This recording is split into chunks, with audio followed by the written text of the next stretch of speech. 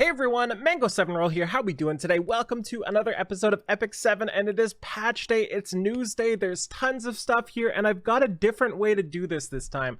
Instead of me being an actual idiot and like pausing through the live stream, I just took screenshots while we watched, so we don't have to go through that. So we're gonna be looking at all the important parts of the live stream today. There was a leak. Intern Kun kind of had a little bit of a mistake. And I don't know what order these are in because it kind of pastes in weird, so we'll get them as we go. First thing we're looking at here is level 13 Death, which is a new artifact. It's got haste on it. This is free, as well as 2 other artifacts for the Halloween event.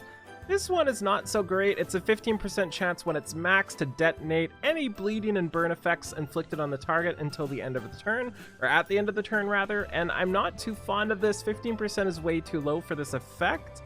But maybe there's some weird thing here to make it worthwhile. I doubt it though. Not really something I'm interested in. The art is pretty sweet though. I do love the haste art. Next up we have the Moon, and this is a 15% chance to steal a buff from one enemy with insane Vector Tenebria art. Not really a fan of this one either. Perhaps it has use in PvE scenarios. Like I could imagine throwing it in as like a semi Ayala violin for buffs that can be stolen. I'm not sure, but I don't see this being useful very many other places. And the next one is the Tower, with amazing art as well, with 100 fixed damage to the target after attacking. I don't really understand this one. Maybe there's a reason for this, but this is another one of those I'm just like, I'm just not too sure about any of these artifacts at all.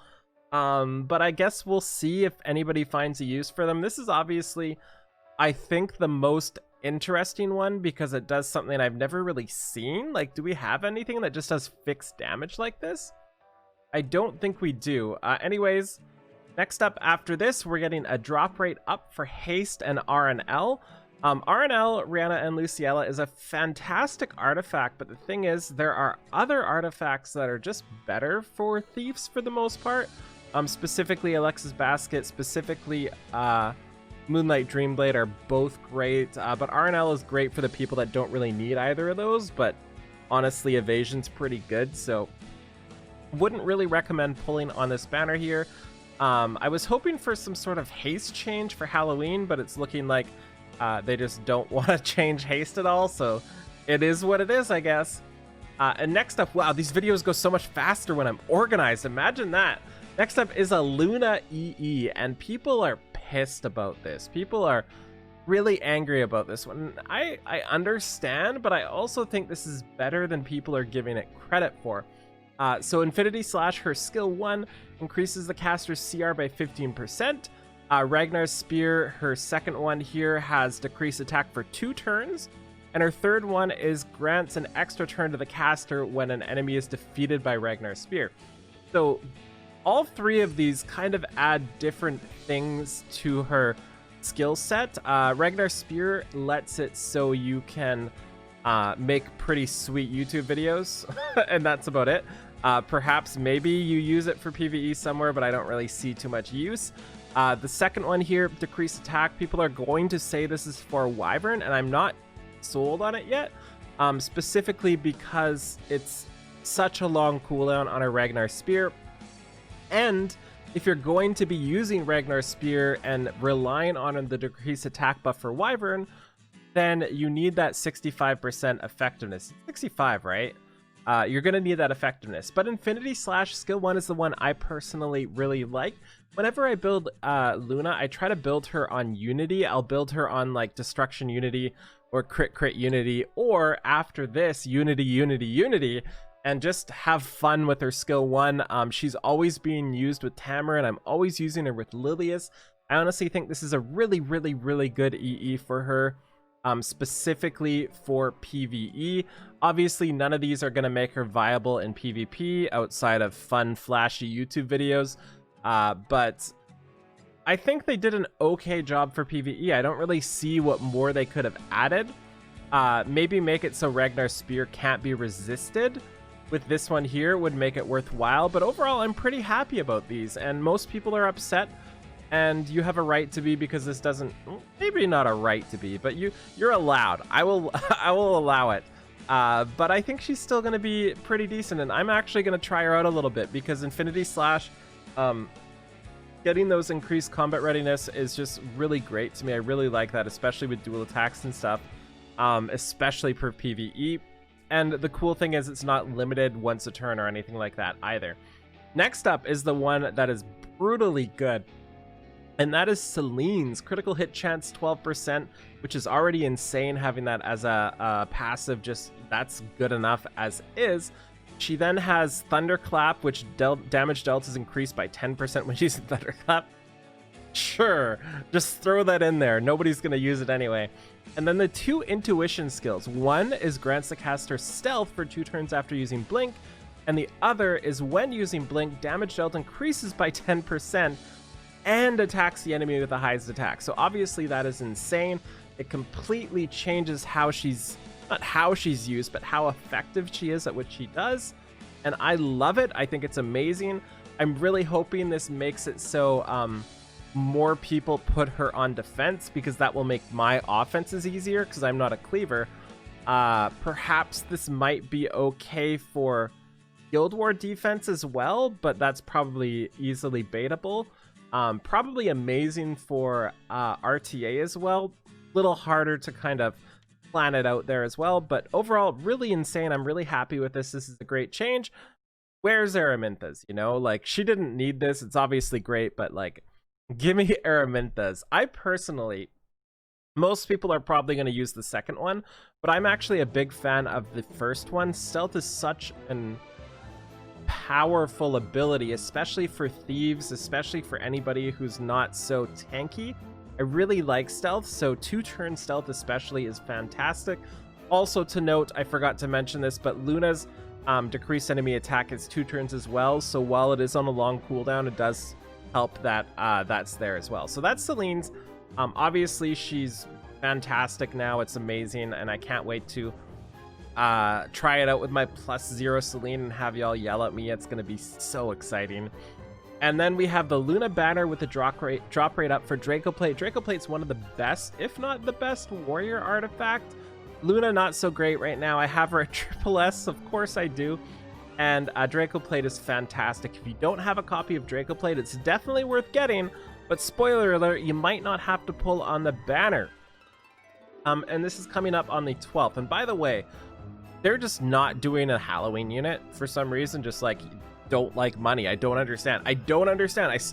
Somebody explain this to me. I need you to explain this to me. Why is there not a Halloween unit? Why is somebody not in a sexy nurse outfit or sexy anything, just sexy anything, and sell it for a limited banner and you make so much money? I don't understand. I just cannot fathom it. Like, when people are like, why would a company do this? Usually the reason is, well, they won't do that because it makes them less money. But Halloween unit is not going to make them less money. It's going to make them a lot of money. So new expedition boss, dark elemental boss, destructive gigantes, new material origin shell, which is great, way better than the golem one, I believe. We also get 3 more Mulagora. They also went over the expedition boss with a video, but honestly, all of the abilities were Yu-Gi-Oh cards, and I didn't understand it at 4 in the morning. So I have no idea. We'll have to go over that another time, but it's another boss that's immune to everything, punishes you for buffs, dispels everything, does all the things, you know? It's the same as most of the bosses we've seen, with like a little couple tweaks here and there. Next up is the artifact acquisition improvements. We're now going to be able to buy any limited artifact that comes out ever, and it looks like any artifact that goes with this as well. Absolutely insane change. I'm gonna call this the mango change, because I'm pretty sure I've been complaining about this since as long as I can remember, and I've been actively complaining to the CMs about it. So Desperado, I'm no longer going to have to bring this up every time we chat, so this is exciting to me. People in Twitch chat were complaining that 240 dust was not enough, but I think, or was too much for the cost, but I think it's fine. 240 dust is fine. Like, if you summon enough on the banner to like feel like you deserve, in quotes, a Draco plate. I feel like you'd have the 240. Maybe I'm wrong there, but it's definitely something I'm okay with personally, especially for a limited artifact. Perhaps the RNL should be less, but the limited artifact is fine. Obviously, I wouldn't argue for less, but it is what it is. Next up, we have the drop rate up for Melissa and Bloody Rose. Don't really recommend pulling for this. She's not the greatest unit. She's pretty great. She's actually pretty good against Rylet as well. Bloody Rose, I don't think is the greatest artifact, but has pretty much the best art. I love Melissa. She's plus 15. Maybe I'll bring her back again soon.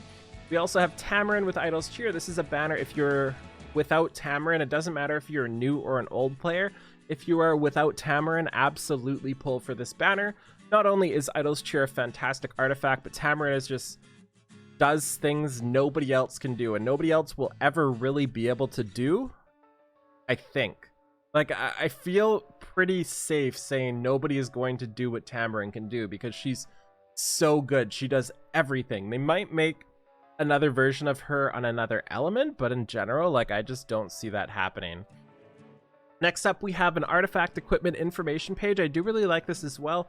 This just allows you to go through different characters, and it shows you what most people are using. You can also do things like look at what sets they have, what artifacts are used on what people. I really like this. This is a great quality of life to try to help people out. But we can see like stuff like Yaksha and El's Fist and Hellcutter and Daydream Joker. It's kind of like a weird section. Like, there's the people doing it right, and then there's the people doing it wrong.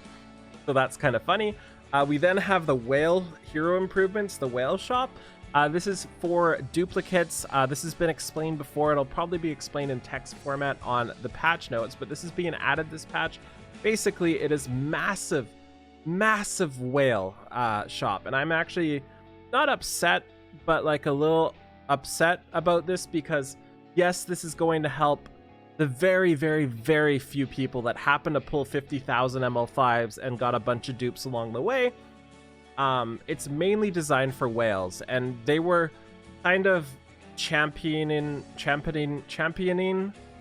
this. Is that the right word for what I'm trying to say? They've been kind of pushing this feature for a long time, and they've been saying it's for the players, and they want to make players feel better about summons, but just don't lie about it. That's not what it's for. It's for whales, and it's for whales, you know? Like, I'm a day one player. I have 0 coins, basically. Not even basically. I legitimately think I have 0 coins. Yeah, I legit have 0 from day one playing as a semi-spender, especially at the start. So the reason why this is whale is because you can get a random level 85 accessory, and what it does is every time you refresh, you get 30 per month. It brings up 3 random epic accessories, random all the stats, and you can choose whether or not to buy them. So you get to see 300 epic pieces a month. Wait, no.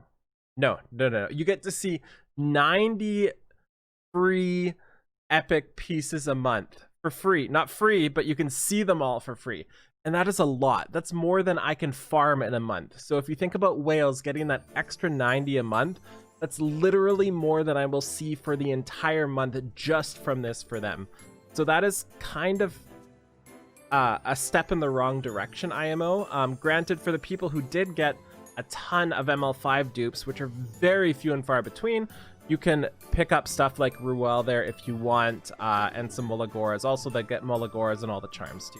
So this is an interesting thing. Obviously, like, I can't say it's a bad thing for people who are, in quotes, unlucky, but it is definitely designed for whales, and whales are what are going to get stuff out of this, as opposed to regular old folk. Next up, this is the rotation. We're going to have Ruel of Light, Tenebria, and Tywin in the Coin Hero shop. And then we have the global server 2nd anniversary and Japan server 1st anniversary celebration. 70 free summons. We get some stuff. It looks like a Unity set.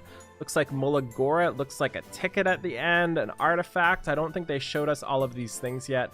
But pretty stoked about this. 70 free summons is always great. Always happy to see that. Maybe get some imprints on my Glenn to try to get him to do a little bit more deeps. Decent amount of charms as well. So yeah, that's everything so far that I have, and we've been talking for a while, so I'm going to stop here. I don't know if patch notes are out yet, but I feel like it's just going to cover more of the same thing, so this is pretty great anyway. So yeah, thank you so much for watching. Let me know what you're most excited about here. Also, buffs and free unequips. Save your leafs for new hunts. Don't spend them now.